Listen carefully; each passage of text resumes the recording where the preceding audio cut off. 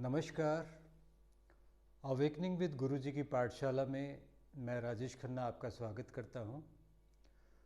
पिछली वीडियो में हमने नेचुरोपैथी के बारे में आपको बताया था कि संसार में जितने भी रोग हैं वो नेचुरोपैथी के माध्यम से हम उनको ठीक कर सकते हैं। उसी कड़ी को आगे बढ़ाते हुए मैं आपको इसकी कुछ और जानकारी दूंगा कि नेचुरोपैथी से क्या लाभ है और इससे किस प्रकार असाध्य रोगों से भी हम जल्दी ठीक हो सकते हैं। ये हमारा भ्रम है कि सिर्फ एलोपैथी से ही हम जल्दी ठीक हो सकते हैं। नहीं, आप प्राकृतिक चिकित्सा यानी कि प्रकृति से जुड़कर उससे भी जल्दी ठीक हो सकते हैं, बिना खर्चे के ठीक हो सकते हैं। और जो हम डेली रूटीन में खा रहे हैं, जिस संसार में रह रहे हैं, जिस वातावरण में रह रहे हैं, उसी में कुछ बदलाव लाकर हम अपने को स्वस्थ रख सकते हैं। हम अगर रोगी हैं तो निरोगी हो जाएंगे और अगर हम स्वस्थ हैं तो लंबी आयु होगी, हम प्रसन्न रहेंगे, हम प्रसन्नचित्त रहेंगे, तो हमारा जीवन खुशहाल बनेगा। और अगर हम आध्यात्मिक यात्रा को आगे बढ़ाना चाहते हैं, हम चाहते हैं कि जीवन में हम ईश्वर को प्राप्त कर पाएँ या ईश्वरीय मार्ग पर चल पाएँ या जीवन की सच्चाई को समझ पाएँ, वो तभी हो पाएगा जब हम निरोगी होंगे। क्योंकि कोई भी रोगी व्यक्ति सिर्फ अपने जीवन में सिर्फ ये चाहेगा कि मैं स्वस्थ रहूं, मैं ठीक रहूं, उसे दुनिया से और कुछ लेना नहीं होगा। वो कोई अचीवमेंट नहीं चाहेगा, वो कोई प्रगति नहीं करना चाहेगा, वो कुछ भी नहीं चाहेगा, वो ईश्वर को भी पाना नहीं चाहेगा, ईश्वरीय मार्ग पर भी नहीं चलना चाहेगा। वो सिर्फ चाहेगा कि मैं स्वस्थ हो जाऊं। ये अनुभूति उन्हें होती है जो रोगी हो चुके हैं। परमात्मा ने अगर हमें अब तक निरोगी रखा है, ये उनका आशीर्वाद है।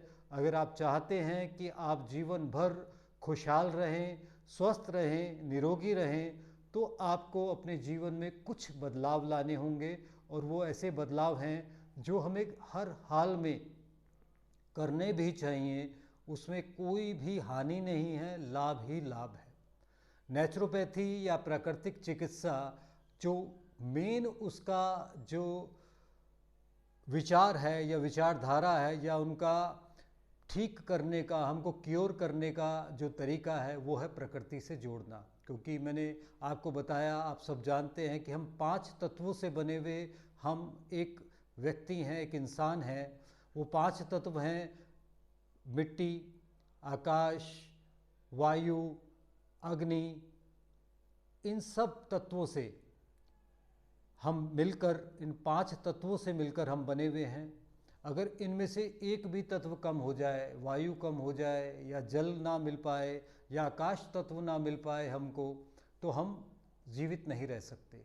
ऐसे ही हमारा शरीर है, इसको जब ये 5 तत्वों से मिलकर बना है तो इसको पोषण भी 5 तत्वों से ही मिलेगा। और उसकी जो जानकारी है वो हमें मिलती है प्राकृतिक चिकित्सा से। प्राकृतिक चिकित्सा का बहुत सिंपल फंडामेंटल है।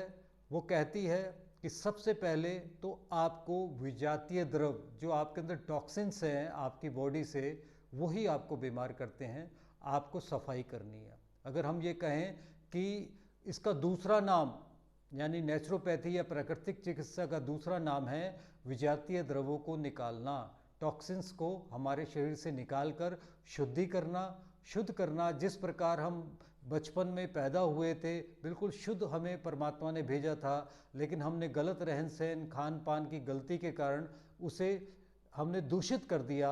अगर हम इसको शुद्ध कर लें, जैसे हम पैदा हुए थे वैसे ही हम रोज हो जाएं, तो हमारा जीवन निरोगी रहेगा। क्योंकि रोग का मेन कारण जो है वो है कि हमारे अंदर विजातीय द्रव रह जाते हैं, यानी कि अशुद्धियां रह जाती हैं, टॉक्सिन्स रह जाते हैं और वो मल के माध्यम से नहीं निकल पाते। क्योंकि आपको पता है कि 4 माध्यम से ही हम शुद्धि कर पाते हैं। हम जो सांस ले रहे हैं, दे रहे हैं, यानी कि जो सांस जाती है वापस जाती है, उससे शुद्धि होती है, पसीने से शुद्धि होती है, मूत्र से होती है और मल से होती है। इन 4 चीज़ों से ही हमारी शुद्धि होती है। अगर इसके अलावा अगर हमारे शरीर में रोग हो जाए और वो बहुत ऐसे रोग हो जाए जो इन चारों माध्यम से नहीं निकल पाते, तो वो मुंह के माध्यम से, यानी कि जो हमें वमन हो जाता है, उल्टी हो जाता है, उसके माध्यम से होता है। बुखार के माध्यम से, जुकाम के माध्यम से, हमें जितने भी ये रोग जो जो बिल्कुल तुरंत रोग आ जाते हैं, तीव्र रोग कहा जाता है प्राकृतिक चिकित्सा में, ये हमारे मित्र हैं। ये हमें सिग्नल देते हैं कि हमें रुकना है, हमें अपने खान पान को बदलना है। और बुखार क्यों आता है? वो इसलिए आता है, तीव्र रोग इसलिए आते हैं कि वो हमें एकदम अलार्म देते हैं, हमें बेल बजाते हैं हमें कि रुक जाएं, खाना पीना छोड़ दें, उपवास रखें और स्वस्थ हो जाए। लेकिन जैसे ही हमें बुखार होता है, हम डर जाते हैं कि हमें बुखार हो गया और जल्दी से हम बुखार को ठीक करने के लिए लग जाते हैं। नहीं, बुखार जो आया है वो हमें ठीक करने के लिए आया, हमें निरोगी करने के लिए आया है।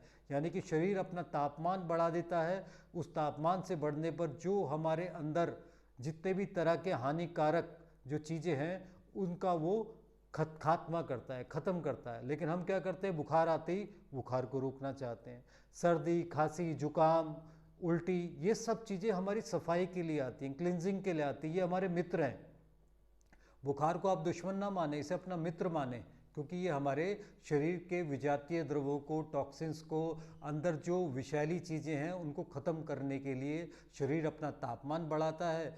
और जब बुखार होता है तो हमें कुछ भी खाने की इच्छा नहीं होती, हमारी जीभ में स्वाद कड़वा हो जाता है और हमें मन करता है कि हम आराम करें, शांत करें, किसी से बात ना करें, क्योंकि उस समय शरीर अपने को स्वस्थ कर रहा होता है। घबराए ना, जैसे ही आपको कुछ बुखार आता है तो उसको दबाने का प्रयास ना करें। छींक आए, छींक दीजिए, जुकाम आए, जुकाम को सहन कीजिए और उन चीज़ों को ना खाइए जिसके कारण से ये रोग हो रहे हैं।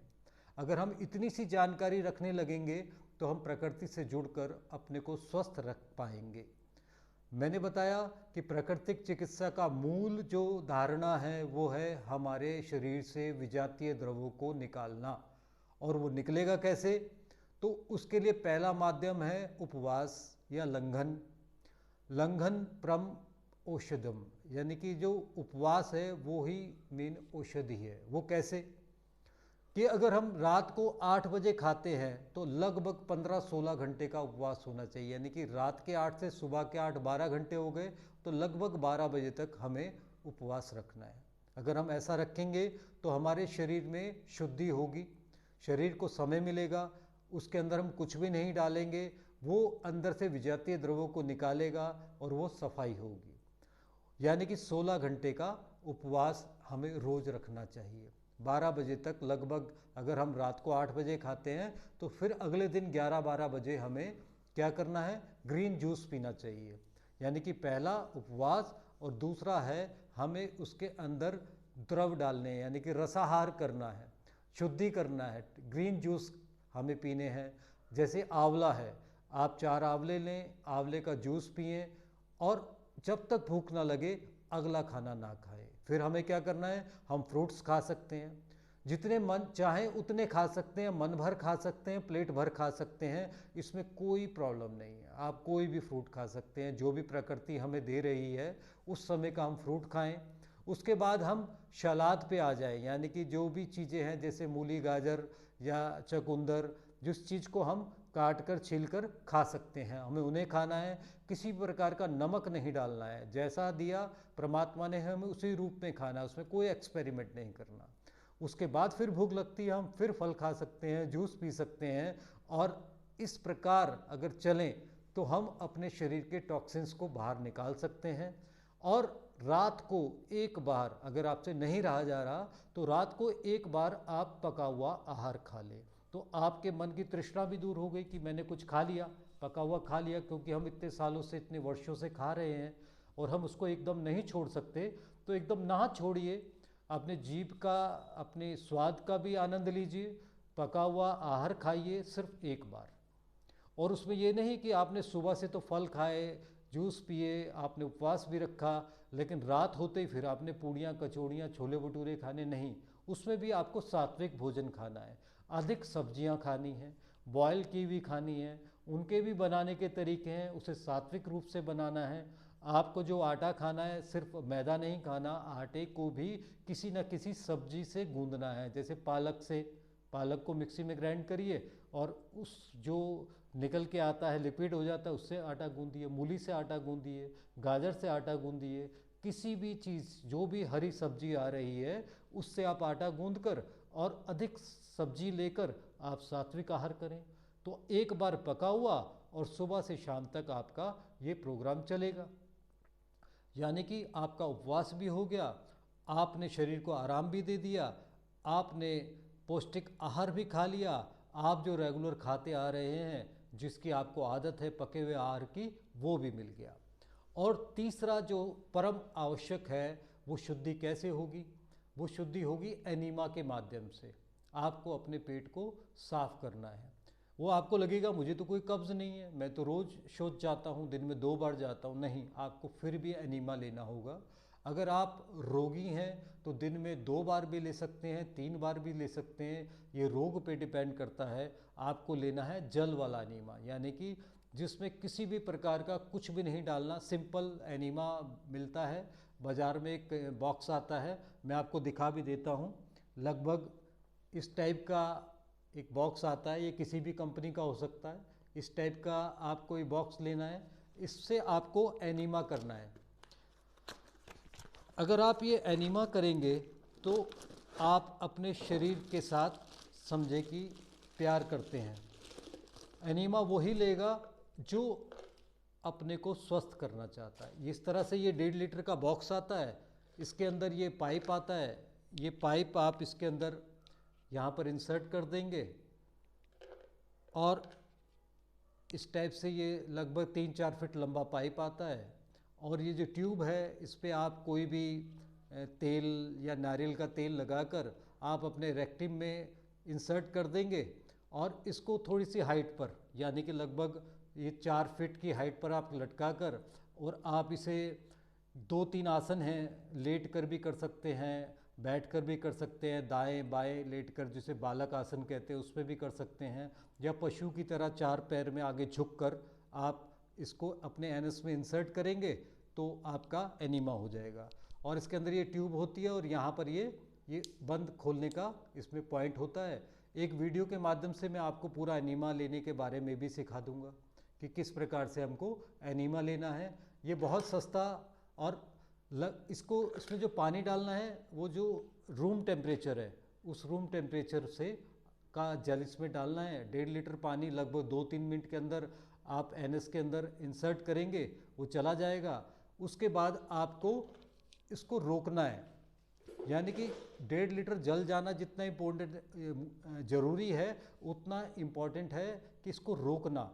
आपके अंदर जब जल चला जाएगा आप खड़े हों और गीले हाथ कर कर अपने पेट पर क्लॉकवाइज फिर एंटी क्लॉकवाइज घुमाएंगे, और उसके बाद जब आप शौच के लिए जाएंगे तो आपके अंदर के सारे विजातीय द्रव टॉक्सिन्स उसमें से निकल जाएंगे और आपके शरीर का शुद्धि हो जाएगा। और इसको आप करें। इसमें बहुत सारे प्रश्न आते हैं कि हम क्यों एनीमा लें, जब हमारा पेट साफ हो जाता है तो हमें एनीमा नहीं लेना चाहिए। नहीं, आपको लेना होगा। प्राकृतिक चिकित्सा में ये समझो ये हमारा क्लीनर है, ये हमारे पेट में झाड़ू लगा देगा। बड़ी आंत को साफ करने का सिर्फ और सिर्फ एक तरीका है कि आपको रस आहार लेना है, ग्रीन जूसेस लेने हैं और साथ में एनीमा करना है।